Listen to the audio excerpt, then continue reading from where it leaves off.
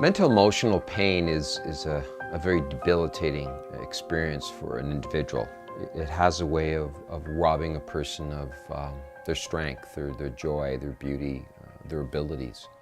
And what's even worse is when a person has lost their hope in being able to recover, they begin to accept it as a life sentence. And they give up the fight that healing is possible in their life.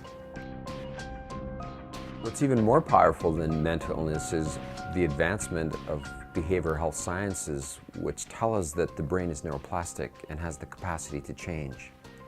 And that's tremendous news for people who've been suffering with mental illness. There are many reasons why individuals accept mental emotional pain as a life sentence. And one of those is simply the fact that the allopathic healthcare system has believed that mental illness is a genetic disposition and can only be treated with pharmaceutical drugs. And that simply is not true. And there are many sectors within allopathic health sciences that are starting to look at alternative methods and to believe that the brain can change.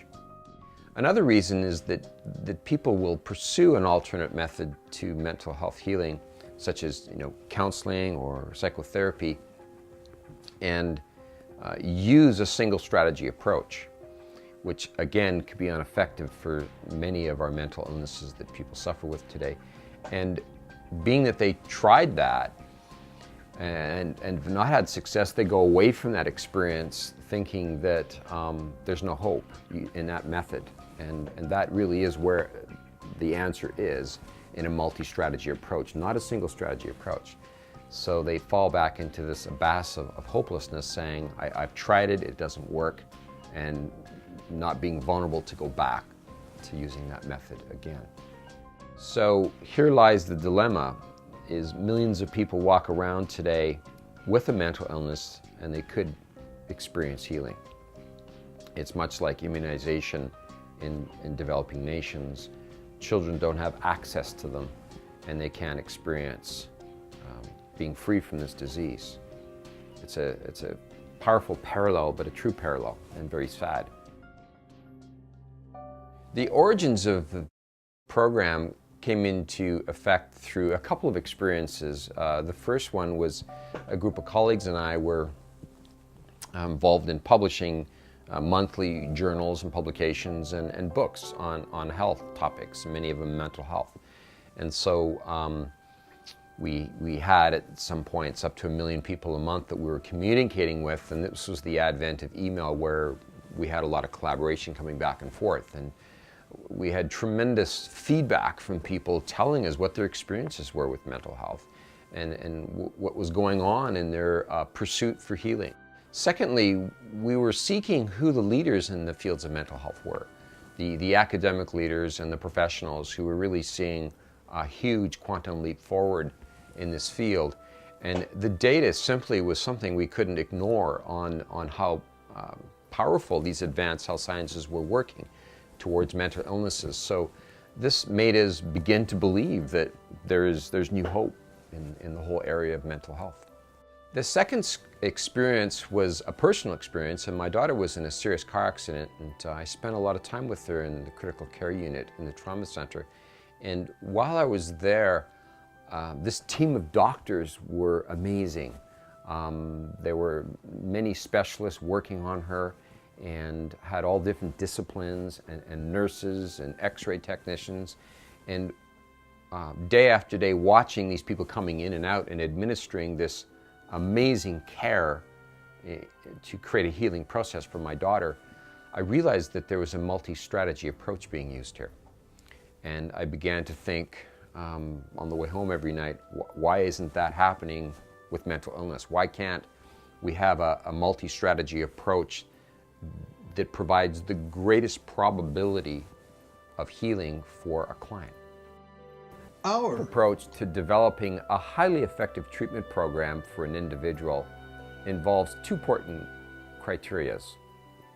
The first one is making sure we understand the most advanced health sciences available. As we map the brain, we understand more of the brain, and that's changing on an ongoing basis. and making sure we understand what those sciences are. The second criteria is to develop a unique treatment program for each client that's tailored for their specific needs. And this typically involves 5 key points administered during treatment, and that is the treatment plan itself. What are the specific needs of the client? The second one is the mentor. Is the mentor a male or a female? Or perhaps it's a mentor who's been through exactly that situation, and they need to have been through that situation to have the levels of empathy and understanding for that individual. So the matching of the mentor and the client is a real key factor, and we do that from the roster of mentors that we work with.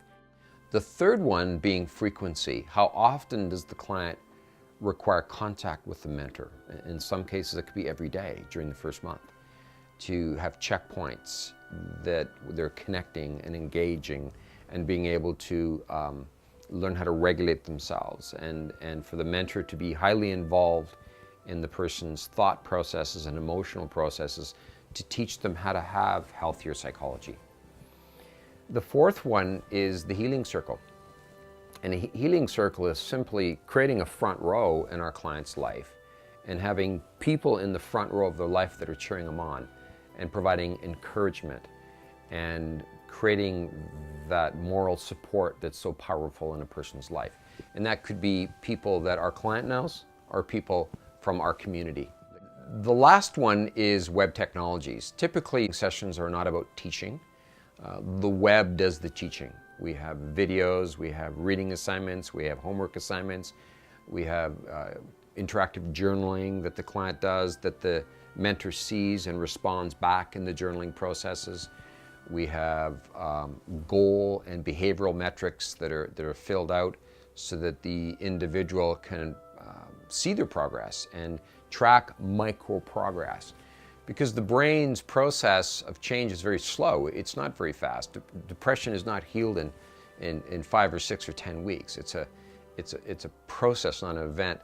We need to measure micro movements forward and report that. And that's the powerful tool of the web that gives us the ability to do that.